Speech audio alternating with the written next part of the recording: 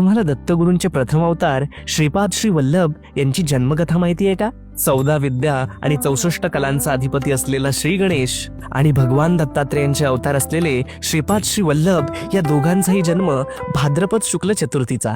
कथा अशी की आंध्र प्रदेश येथील पिठापुरम या गावी आपण राजा व सुमती हे दाम्पत्य राहत होते.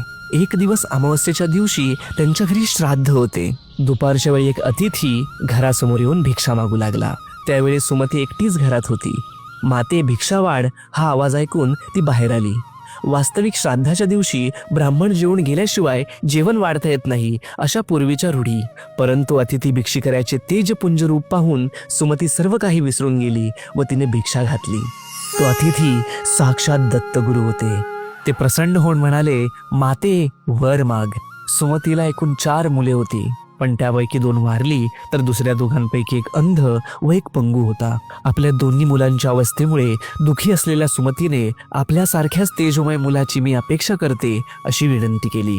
दत्तगुरु म्हणाले, तुला कुलभूषण, तपस्वी, कीर्तिमान असा पुत्र होईल. तो तुमचे दारिद्र्य हरण करेल. हे ऐकून सुमती आनंदी झाली व दत्तप्रभू तिथून अदृश्य झाले. पुढे सुमतीला एक तेजोमय पुत्र प्राप्त झाला. त्याचं नाव श्रीपाद असं ठेवलं. हा बालक 7 वर्षाचा झाला तेव्हा त्याची मुंज केली. तोपर्यंत हा 4ही वेद म्हणू लागला होता. वयाच्या 16व्या वर्षापर्यंत सर्व ब्राह्मणांना वेदांचे अर्थ सांगत होता. पुढे त्यांनी ब्रह्मचारी राहण्याचा निर्णय घेतला. ते माता पित्याला म्हणाले, मला उत्तरेकडे जायचंय, तीर्थाटन करायचं आहे. मी आई वडिलांच्या प्रती असलेली सर्व कर्तव्य पूर्ण करेन. असे म्हणून त्यांनी त्यांची अमृत दृष्टी त्यांच्या दोन्ही भावंडांवर टाकली आणि 2ही भावंडे सुदृढ झाली. आणि त्यानंतर श्रीपाद श्री वल्लभ तीर्थाटनासाठी निघाले. श्री गुरुदेव दत्त. कथा माहितीपूर्ण वाटल्यास पुरातन गाथाला नक्की फॉलो करा.